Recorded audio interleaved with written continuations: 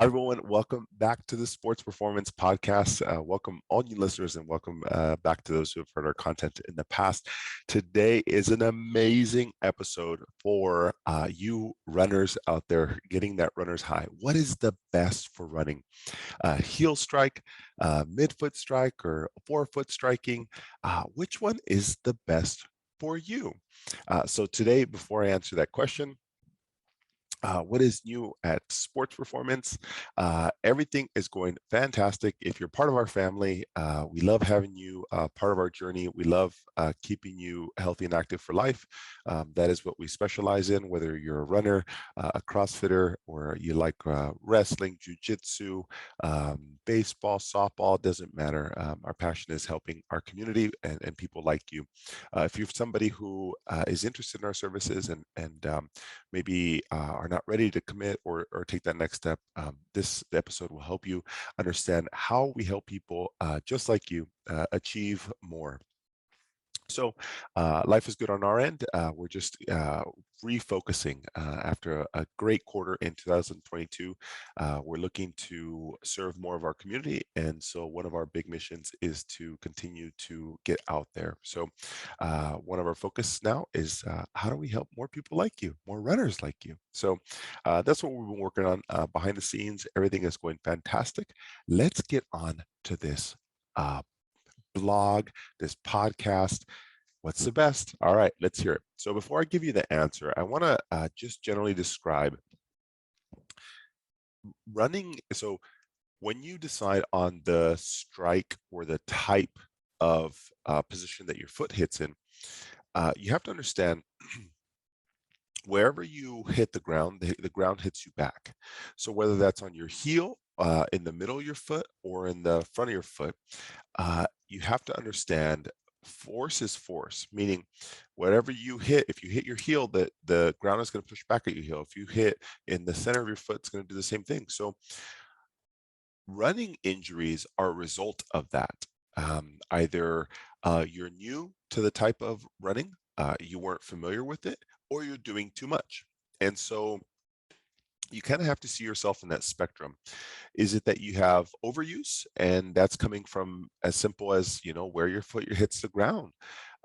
This blog or this podcast is really about trying to figure out which one is best for you and where you are on the injury spectrum.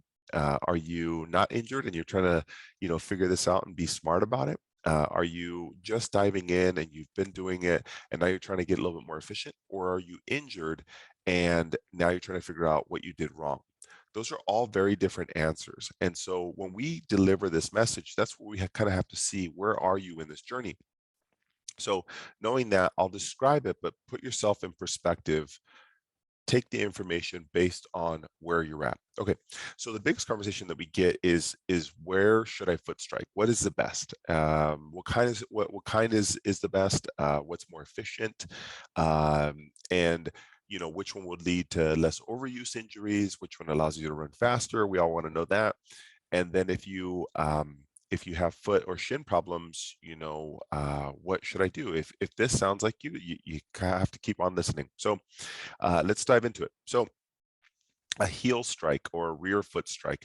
This is typically when somebody literally hits their heel. This is very, very common probably the most common in the recreational runner, somebody who's just beginning or who's been doing this and they just enjoy running.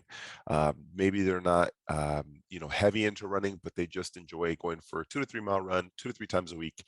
And I have to say, it's not necessarily the best or the safest, but it is the most common. And what you have to understand is I talked about whenever your foot hits the ground is going to hit you back. And so when you heel strike, you're going to have higher forces being pushed into the ground. It's almost like you're braking. You're slowing yourself down from going forward. That's what a heel strike does. It's actually slowing you down from moving forward. So as you push hard into that ground, you're going to have higher forces of the ground pushing you back. So it's actually slowing you down by heel striking.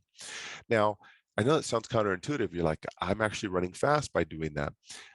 What you have to understand is that type of a strike pattern actually is pushing you backwards, and you're actually not working as efficiently. So that when you do this, there's twofold reasons why heel striking may not be the best or most efficient. One is you have higher forces coming back at you, so it's actually slowing you down from going forward.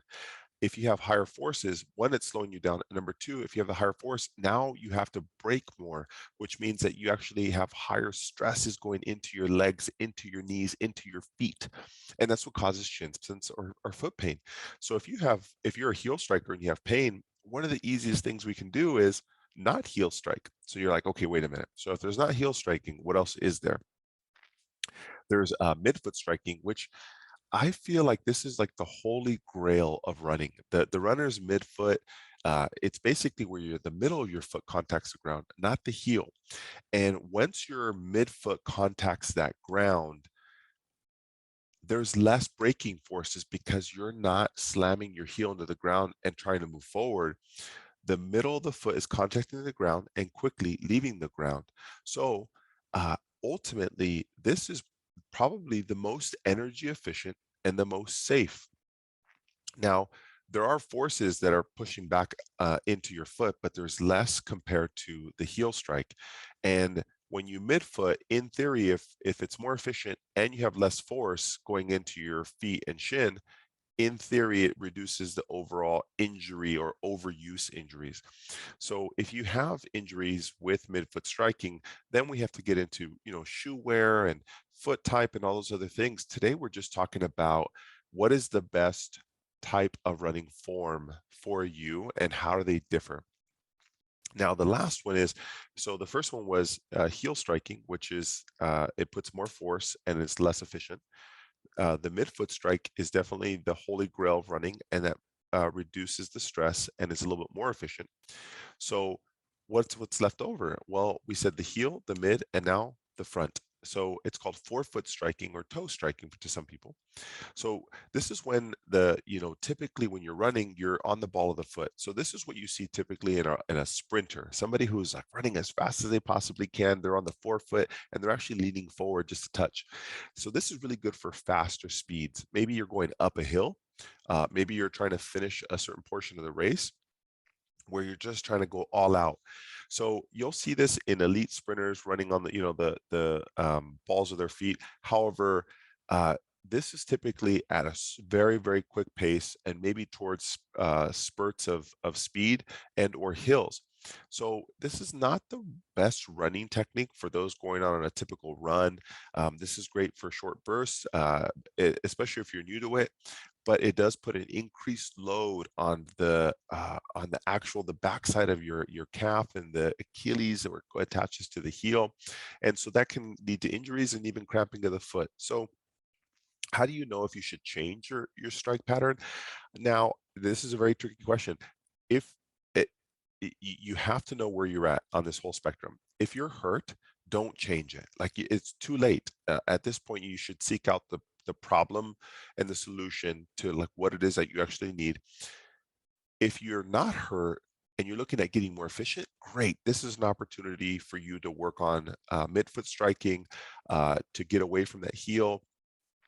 But if you're hurt, it's very challenging. You don't want to change too many variables. Typically, you want to change one variable at a time. Maybe it's stretching and getting better shoe wear and getting stronger and those type of things. But you don't want to add in new shoes plus get strong plus balance plus stretching plus new change in foot striking. Why? Because you won't know what helped. And that's the challenge, especially if you enjoy running. You want to get to the root of it, because if not, you won't know what to avoid down the line. And running is one of those things that if you do it often and so many repetitions, it becomes challenging to figure out what the solution is long term. And you're going to have different times where you have different aches and pains. Maybe it's your hip, maybe it's your knee, maybe it's your foot, and you're going to have different solutions to each one of these problems. So one of the best things you can do is go little by little by little. And, you might see benefit from changing in the foot strike pattern, but, a good place to start is just looking at your shoes, look at the bottom of them. And then, where is it worn down the most? At the heel, in the middle of the foot, or at the toe? And then, where is it worn down the most? At the heel, in the middle of the foot, or at the toe? or on the toes, underneath the toes. So that'll tell you which striking pattern is your typical preferred. And so if you have more tread that's being lost on the heel, one of the best things you could do is just try moving to a midfoot strike. Now, don't typically, if you're a heel striker, what you want to do is avoid overstriding. Shorten your strides.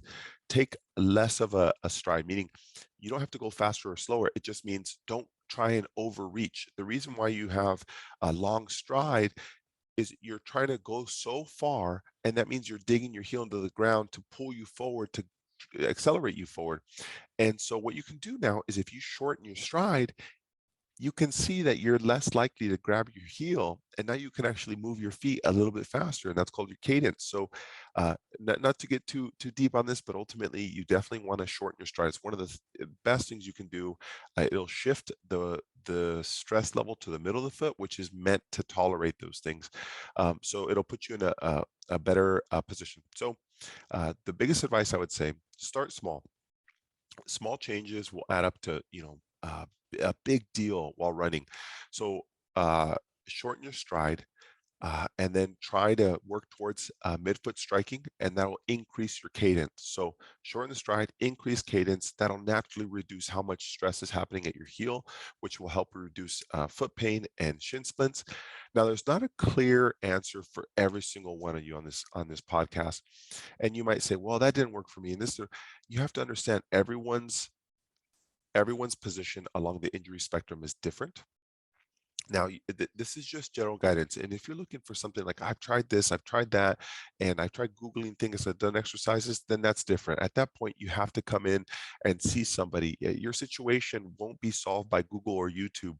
You have to understand that your shoe wear, your running type, your foot structure, your running stride, your form, all those things go into it. And if you love running, at some point you have to invest in yourself and look at, okay, how do I do this for the long term? If you're new to this and you're just trying to learn, great, that's a different timing for you. But if you're frustrated and you're fed up with those chronic nagging injuries and you're looking at how to get more efficient and stay healthy while doing it, then I would highly recommend coming to see us. Check in with any one of our team members. We'll be able to help you out. We specialize in helping people stay healthy and active. And for us, this is our specialty. Literally, we'll listen to your story, listen to what it is that you do, looking at your training, tell me the shoe wear, bring all your shoes, bring all the tape, bring all the orthotics, come in and we'll talk about how often are you running? What's the shoes that you're using? What days of the week are you training? How many days?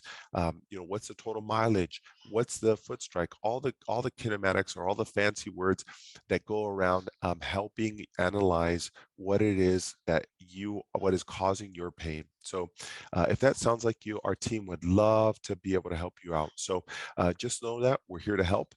If you're having challenges with your foot striking pattern, I hope this podcast helps you, and enjoy your runner's high from the whole team at Sports Performance. Keep excuse me, continue to be healthy and active, and we are excited to continue to help you for the long term. Take care. We'll see you on the next episode. Bye now.